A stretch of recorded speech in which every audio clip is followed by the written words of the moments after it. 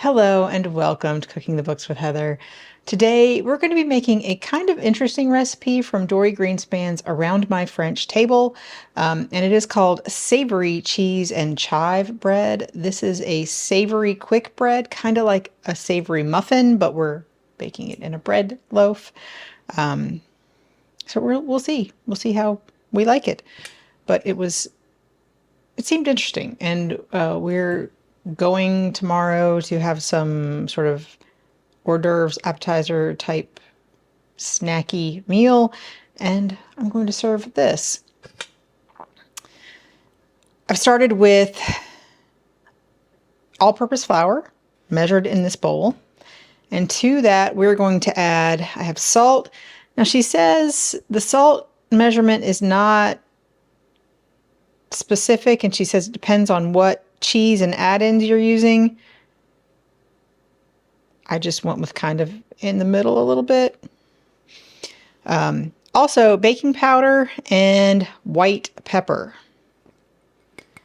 So that's all goes in there, and then we're going to whisk it together just to get it mixed up and break up any lumps.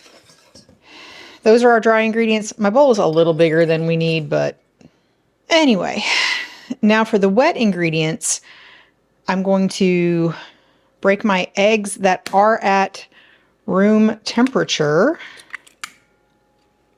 into the bowl and hopefully not get any shells that I can't get out that easily.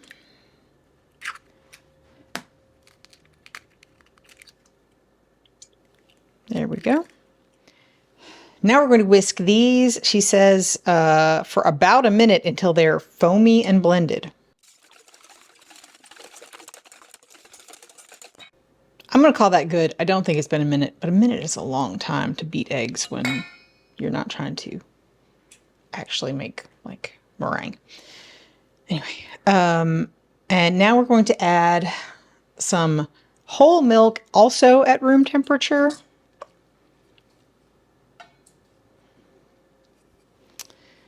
And some extra virgin olive oil.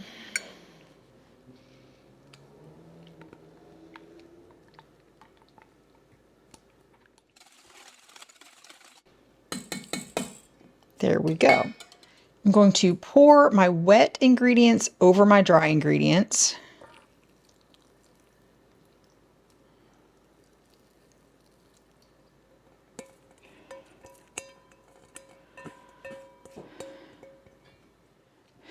And then we're supposed to gently mix this until the dough comes together with either a sturdy silicone type spatula or a wooden spoon.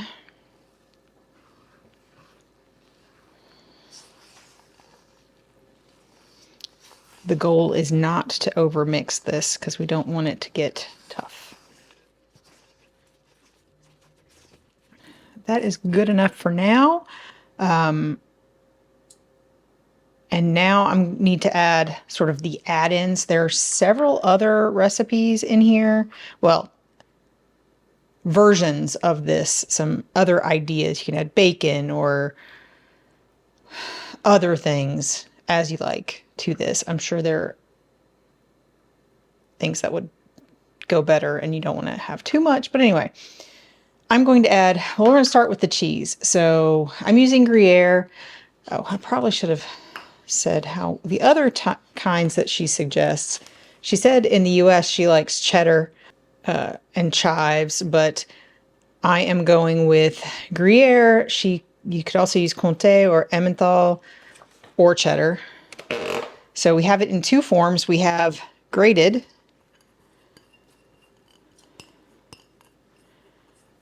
and we also have very small cubes. So you can kind of see what I decided very small cubes meant.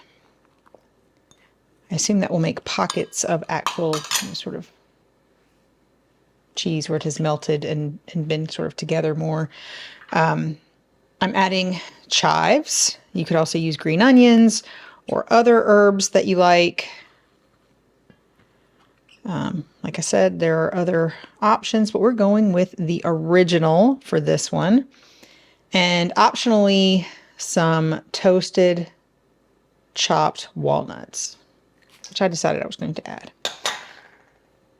And now I'm going to sort of mix it gently just to get it incorporated.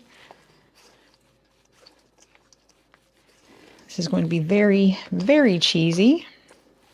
And that will do, I think. Now that my batter is all put together, dough, batter, kind of in the middle, I've got my buttered pan. Again, I have to turn the page. She says that a Pyrex is the perfect size for this. If you have a larger one, it will just not be as thick and you'll have to check sooner. In the oven, she suggests an 8 by 4.5 by 2 3/4 inch loaf pan. I did not measure this one, but this is what we had. I don't know if it's actually a Pyrex, but it will do. And we're going to put all of our dough into the pan.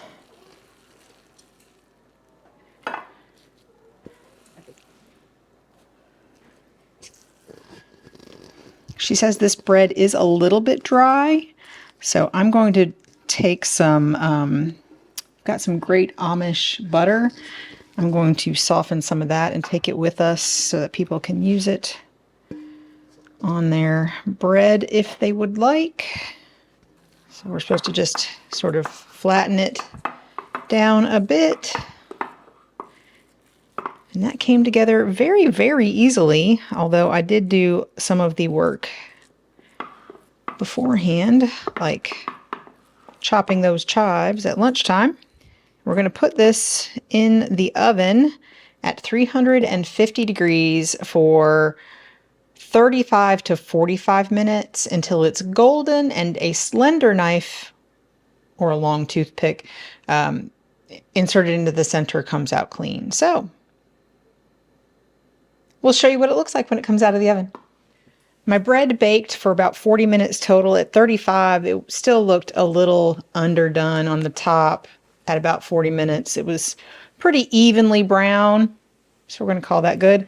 I took it out, put it on this cooling rack, let it sit, she says about 3 minutes, and then we're going to try to take it out. I don't know if I mentioned it, but the pan was generously buttered. I don't think there's going to be a problem getting it out, but the plan is to turn it out onto the cooling rack to finish cooling. Yeah, it's going to come out. And I just want it to be, excuse me. There we go. I just wanted it to be right side up on the cooling rack. So that was the only hard part. Came out very easily. We will show you what it looks like after we cut it up tomorrow and let you know what we think in just a minute.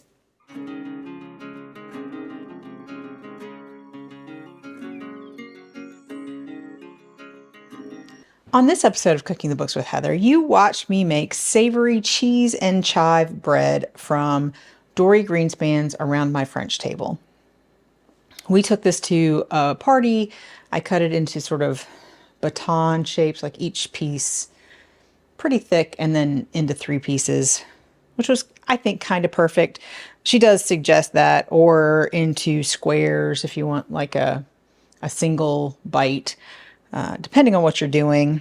She also says that you can use any cheeses that you have sort of lying around. It's great for that. You can add anything you want into it, but she says she thinks it tastes best when it is cooled completely. I have to disagree. We tried it originally that way, cooled completely. It tastes a little more dry when it's entirely cool, which she says it is a kind of dry bread. It tastes good, but it's just not at its best when it is cold. So we lightly toasted it on a pan with a little bit of butter when we were eating up the rest, because it did not all get eaten at our little party. there weren't a lot of rave reviews. I think if it had been warm, we probably wouldn't have come home with any. Harder to do in that setting, but lightly toasted in a buttered pan or even just warmed in the oven, it was outstandingly delicious. So I'm going to experiment with this a little bit, maybe try it a few different ways when we have this kind of thing, or when we want a savory bread, any kind of herbs, any kind of oniony, like chives or green onions you could use. You could put bacon in there. Anything you want, you could put in here. But I highly, highly suspect they will all taste best slightly warm. So I do disagree. But everyone's allowed to eat it the way they like it.